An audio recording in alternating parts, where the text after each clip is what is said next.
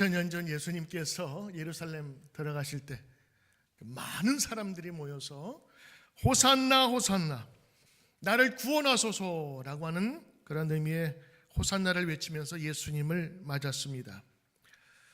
해마다 반복되는 종려주일, 종려나무 가지를 흔들면서 예수님을 맞았던 그 예수님의 입성은 과연 우리에게 무슨 의미가 있을까? 한번 이렇게 질문해 보면서 오늘 예수님의 입성은 과연 우리에게 어떤 교훈이 되는지를 살펴보고자 합니다. 오늘 여러분이 보신 것처럼 예루살렘 입성 전에 예수님께서 준비하신 내용이 하나 있습니다. 그것은 바로 나귀와 나귀 새끼를 준비하는 것입니다. 예수님이 탈 나귀를 직접 준비하셨죠. 제자들에게 말합니다. 가서 나귀와 나귀 새끼를 가져오라. 뭐라 하거든 주님이 쓰시겠다 하라. 아마 미리 말씀하신 것 같기도 합니다. 아니면 예수님께서 미리 익스피디아에서 예약을 하셨을지도 모르겠죠. 당당히 가져오라고 합니다. 제자들이 그 말을 듣고 그대로 갖고 나귀를 가져옵니다. 거기에 대해서 성경은 다른 이야기를 덧붙이지 않습니다. 단지 그 나귀가 예수님의 입성에 필요하기 위하여 예수님께서 가져오라 한 것이지요. 여러분, 오늘 이 예루살렘 입성에도 많은 사람의 또 성도의 준비가 있었습니다. 그것은 제자들의 순종이었죠.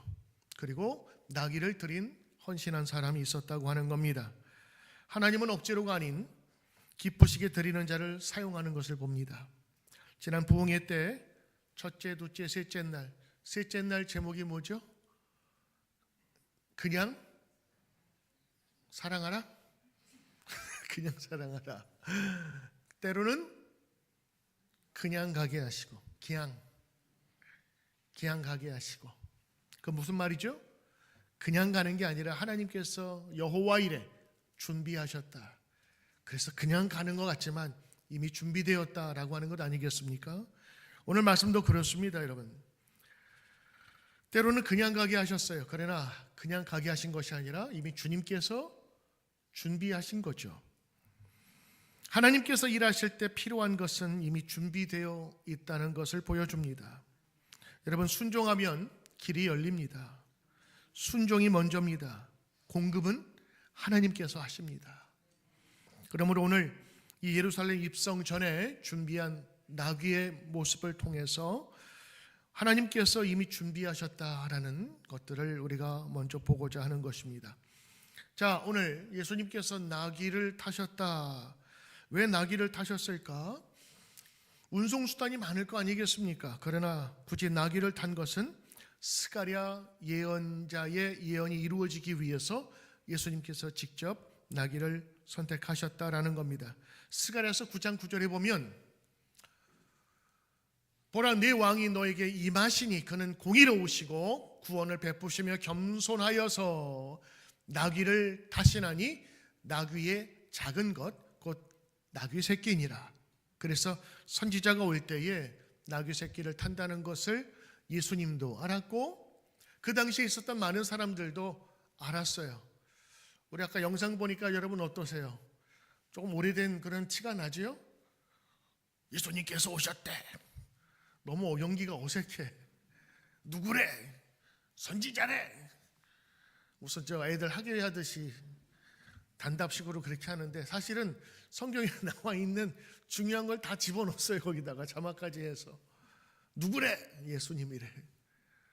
왜 왔대? 나사렛이 살아났대. 오늘 제가 말씀드리고 싶은 내용이 거기 다 들어갔는데 사실 성경을 바라보면서 오늘 왜 그렇게 얘기했는지 또 무엇을 보고자 하는지가 보는 사람마다 같다는 것을 보게 됩니다. 여러분, 나귀는 그 당시에 권력과 또 전쟁의 상징은 아니에요. 나귀는 아주 평범한 운송수단입니다. 지금으로 말하면 포드밴 같은 거, 그냥 누구나 다 쉽게 구할 수 있고 집집마다 가지고 있는 것. 원래 이런 퍼레이드에 필요한 거는 위험 있는 말과 그리고 훌륭한 장식들 그리고 군사들의 호위가 아니겠습니까?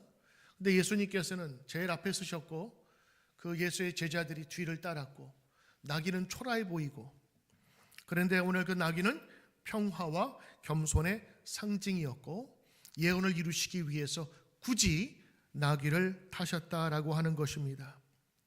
요즘 우리 사는 세상과 너무 다르지 않습니까? 이 시대는 겉모습과 성취를 중요시하게 여깁니다. 특별히 우리 자녀들 SNS에 성공과 화려한 일상을 뽐내는 게시물로 넘쳐납니다. 오랜만에, 그것도 평생에 한 번, 두 번 먹을까 하는 것을 매일 먹는 양, 나 이런 거 먹는당 그러면서 사진 올리고 인증샷 찍고. 애들만이 아닙니다. 평생에 한두 번 가볼 만한 그런 여행지에서 마치 매일 그렇게 사는 것처럼 우리는 올립니다. 회사에서는 더 높은 직책과 더 높은 연봉을 위해서 경쟁이 치열하고 부모들은 자녀의 성공을 위해서 온갖 투자를 아끼지 않습니다. 왜? 성공하라고요. 그러나 예수님께서 말씀하시죠. 성공은 높은 데 가서 다른 사람을 지배하는 것이 아니라 오히려 섬기는 것이라 말씀하셨어요. 마태복음 20장 말씀, 너희 중에 누구든지 으뜸이 되고자 하는 자는, 첫째가 되고 성공하고자 하는 자는 다른 사람을 섬기는 자가 되어야 하리라. 인자가 온 것은 섬김을 받으려 한 것이 아니라 도리어 섬기려 하고 자기 목숨을 많은 사람의 대성물로 주려 함이니라. 할렐루야. 여러분, 오늘 이 말씀이 오늘 우리에게 주시는 메시지요. 또 말을 타지 아니하고 나귀를 굳이 타신 이유이라고 하는 것입니다. 여러분, 오늘 이 말씀이 여러분 가운데 얼마나 크게 새겨져 있습니까? 우리는 입으로 예수님 따른다고 하면서 실제로는 세상적인 가치를 따르지 않습니까? 오늘 예수님의 예루살렘 입성을 통해서 우리가 우리 마음속에 한번 내 자신을 되돌아보는 겁니다. 나는 누구로서 예수님을 맡고 있는가라고 하는 거죠. 군중들은 나무 가지를 손을 들고 흔듭니다. 요한복음에 그 나무를 종려나무 가지라 했어요. 마치 바나나 나무처럼 이렇게 잎사귀가 많이 갈라졌는데 흔들기에 너무 좋아요. 유대인들에게 있어서 종려나무를 흔드는 것은 개선장군, 승리를 하고 돌아온 장군에 대한 환영의 메시지고 또 경의의 표시였습니다. 또 종려나무 가지는 승리를 뜻했어요. 그리고 번영을 뜻합니다. 가지가 수없이 마저 뻗은 것을 보면서 그것이 바로 승리와 번영을 하는데 예수님을 그런 마음으로 존경했다고 하는 것이지요. 그런데 말입니다. 당시 유대인들이 환영한 것은 개선장군과 그리고 번영을 상징하는 그 예수님이 아니라 각기 다른 마음에서 환영했던 것으로 보입니다. 당시 6월절에는 가장 큰 행사였는데 성전에 자그마치 270만 명이나 모일 정도로 어마어마한 군중들이 모였죠. 그러다 보니까 그 당시에 이스라엘을 통치하고 있었던 그 로마 당국은 항상 주의 깊게 볼 수밖에 없었어요. 혹시 폭동이라도 일어나면 어떠나. 또 거기에 나와 있는 유대교 지도자들은 혹시라도 이 예수가 나타나서 저렇게 난리하면서 소동이 났다고 했는데 아니 우리의 인기가 뺏기진 않을까 하는 그런 마음으로 지켜보았고 또 예수님의 입성을 환영했지만 사실 그 군중들의 마음에는 예수님을 진짜 하나님의 아들로서 구원자가 아니라 자기의 이익을 대신 가져다 줄 사람으로 보았던 겁니다. 우리 아까 나오죠. 누구래? 나사로를 살렸대. 죽었다가 살아난 기적을 보고 싶어하는 사람들도 있었고요. 또 거기 보면 로마로부터 자신들을 해방시킬 독립투사로 만나기를, 그래서 아예 이번 기회에 그냥 큰 공기가 일어나서 저 로마 쳐부실 그런 메시아 장군이 우리에게 나타나 이런 마음으로 거기에 모였을 것입니다. 왜냐하면 며칠 후에 그렇게 반기던 이 군중들은 싹 돌변해서 예수님을 십자가에 못 박으라고 했기 때문인 것이지요. 자신의 이익과 자신의 생각이 다르자 그 예수님을 아주 쉽게 십자가에 내어놓는 군중들을 바라봅니다. 자, 그때 모인 군중들과 지금 여러분 예수님 만나기 위하여, 예수님 경배하기 위해서, 예수님 만나기 예배드리기 위해서 오신 여러분들, 과연 우리는 그들과 같은 무리일까 다른 무리일까를 한번 예수님의 입성을 통해서 보자고 하는 것입니다. 겉으로는 화려한 환영식이었어요. 그러나 그 이면에는 깊은 오해가 있었습니다. 로마의 압제에서 자신들을 해방시켜줄 정치적 메시아를 그들은 간절히 소망했어요. 근데 십자가에 죽는다고 체포당하는 순간 이건 뭐야? 그러면서 예수님을 십자가에 내어두는 사건이 있었죠. 저들의 외침은 다윗처럼 강력한 왕이 돌아와서 이스라엘의 영광을 회복시켜 주기를 원했던 자기들만의 소망과 자기들만의 이익을 위해서 예수님을 환영한 겁니다. 예수님의 기대와는 전혀 달랐지요.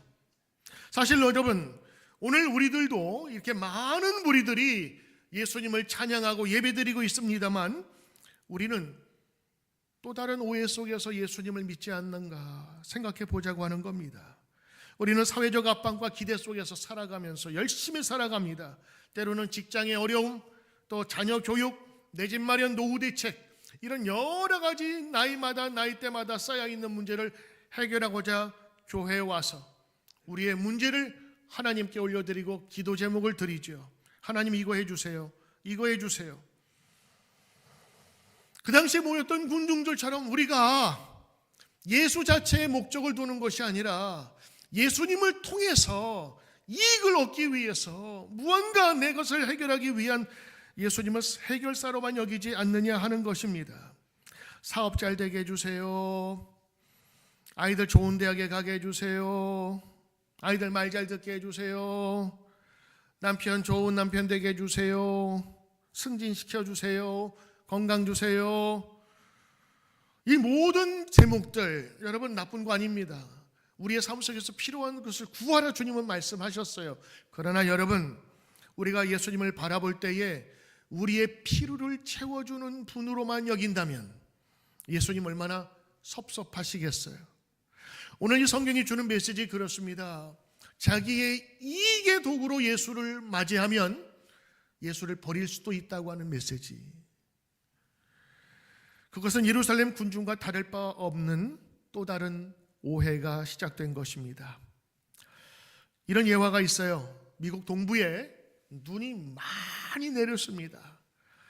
이제 겨우겨우 엊그저께 운전면허증을 딴 딸이 있는데 얘가 이제 운전하다가 눈이 점점 많이 오게 됐어요. 그때 아빠 얘기가 생각났습니다. 눈이 많이 오거든 제설차 뒤를 따라가라. 그러면 눈이 치워지고 미끄럽지 않으니까. 그래서 아버지 말을 듣고 제설차를 따라갔는데 1시간, 2시간 따라갔어요. 갑자기 앞에 가던 제설차 운전사가 내리더니 학생 왜 자꾸 나를 따라와? 2시간째야. 우리 아빠가 제설차 뒤에만 따라갔대요. 집이 어딘데?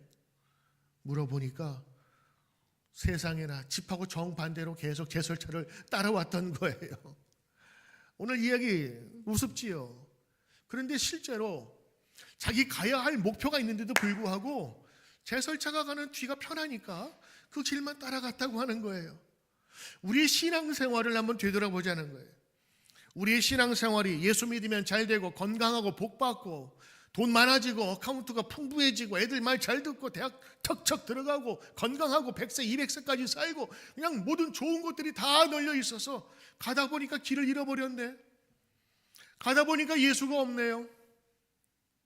오늘 그거 얘기하는 겁니다. 수많은 군중들이 예수님이라고 하는 그분들을 환영했지만 자기 뜻에 맞지 않고 자기의 원하는 대로 되지 않으니 예수를 십자가에 내어 주었다. 쉽게 말하면 내어 버렸다가 맞는 것입니다. 우리도 마찬가지입니다. 문제 해결만을 위해 예수님께 나왔다면 정작 예수님을 놓칠 수 있는 겁니다. 예수 믿으면 복 받습니다. 예수 믿으면 건강해집니다. 예수 믿으면 행복한 가정을 이룰 수 있다고 주님께서 말씀하셨고 그대로 됩니다.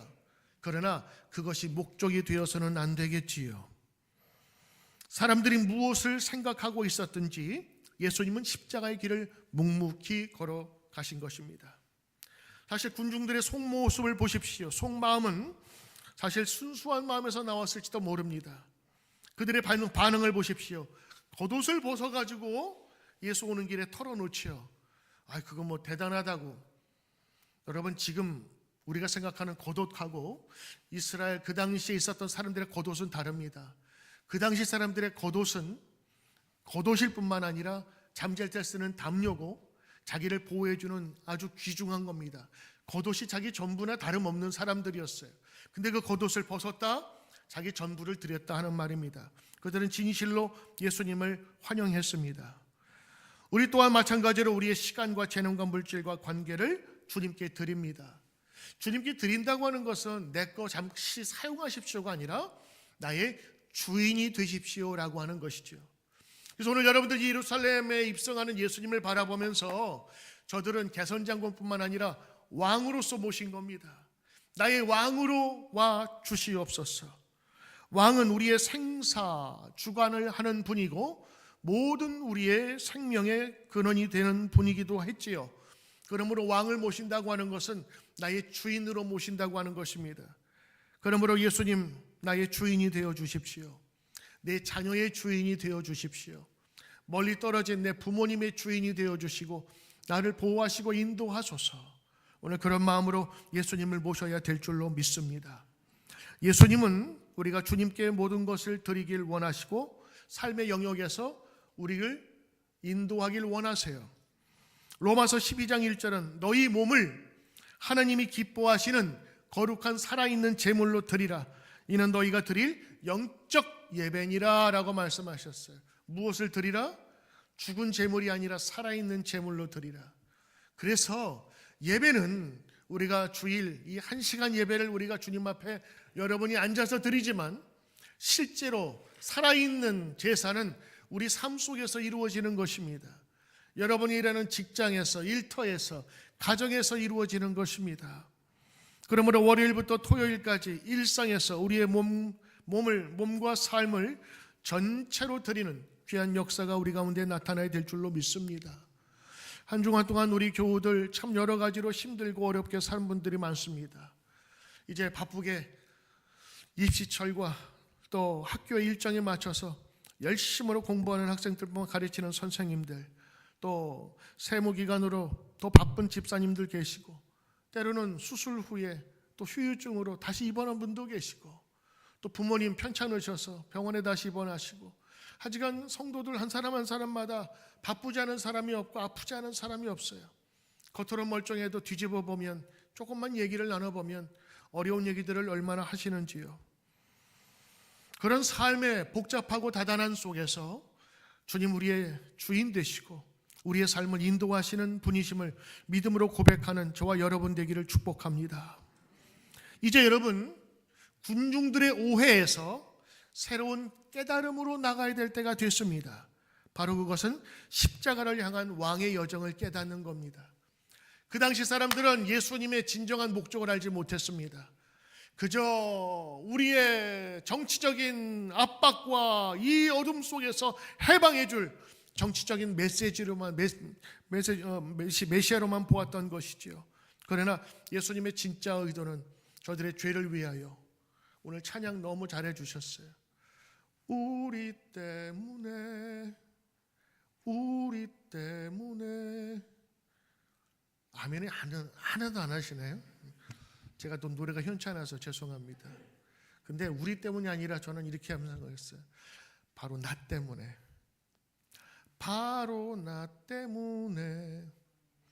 때문에 우리 때문에 주님께서 십자가에 달려 돌아가신 거 아니겠어요? 오늘 여러분이 저기서 찬양한 것은 그 당시 사람들이 보지 못했던 분명한 메시지를 여러분이 전한 거라고. 나 때문에 십자가에 들어가시고 나 때문에 예루살렘에 입성하신 거예요. 십자가에 못 박으라, 십자가에 못 박으라. 이 사람들이 바로 며칠 전에 호산나 외쳤던 사람이라고요.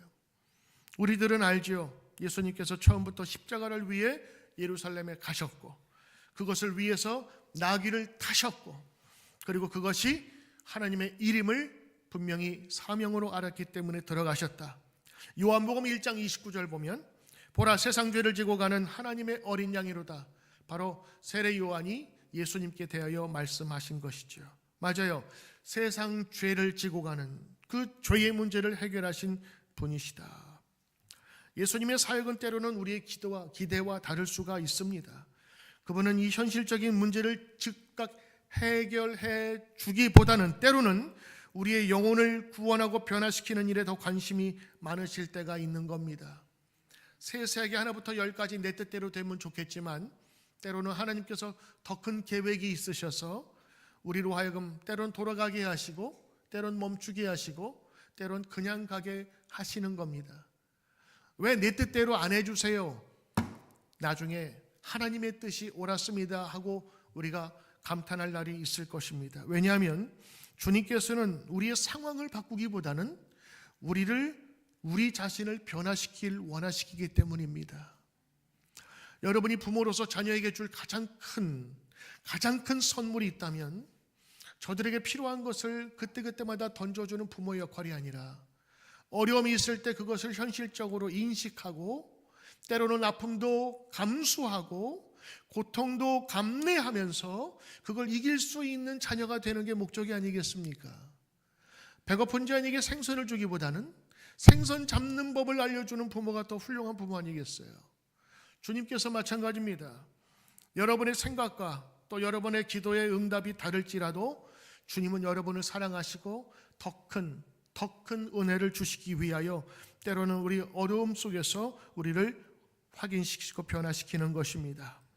주님께서 이 땅에 오실 때 저들이 환호했던 것과 다르기 때문에 예수를 버렸지만 오늘 우리 성도들은 예수님께서 예루살렘 입성을 바라보면서 예수님께서 십자가 그리고 그 십자가를 통하여 나의 죄를 회복시키시고 나의 죄를 깨끗하게 하셨다고 하는 분명한 믿음 가운데 서야 될 줄로 믿습니다.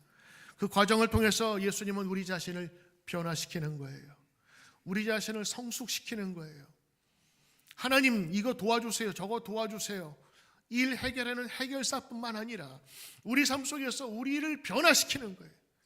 죄의 종이 아니고 진리에 서게 하시고 빛 가운데 우리를 서게 하시는 주님을 우리가 믿게 되는 것입니다.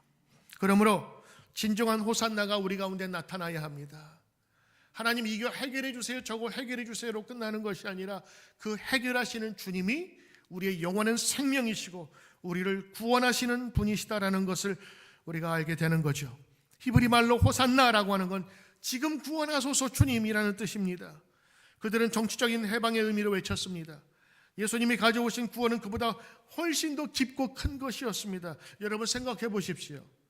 저들의 간절한 바람은 로마의 압제에서 해결해 달라고 하는 겁니다. 그래요. 예수님께서 로마의 압제에서 해결해 주었다 칩시다.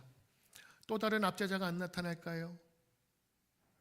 그토록 그들이 바랬던 것은 로마의 압제에서 해결되는 것이지만 여러분 역사를 바라보면 그 놈감은 더 무서운 놈입니다. 그토록 원했던 그 정권과 그 사람이 영원하지 않아요. 호산나라고 불렀던 그들의 외침, 저들의 소원이겠지요. 저들의 소원이 이루어지지 않을 때 예수를 버렸어요. 그러나 우리는 이 말씀을 보면서 우리는 그럴 수 없습니다라고 우리는 외쳐야 됩니다. 진정한 호산나, 구원하소서. 우리의 포커스는 바로 예수님이 되어야 될 줄로 믿습니다. 그분이 우리의 주인이 되실 때 어떤 환경 속에서도 우리는 희망을 잃지 않으며 소망으로 살아갈 수 있는 것입니다. 이제는 여러분에게 물을 시간이 되었죠. 당신은 어떤 예수님을 맞이하고 계십니까? 당신은 어떤 예수님을 기대하고 예배를 드리십니까? 당신의 호산나는 진실하십니까?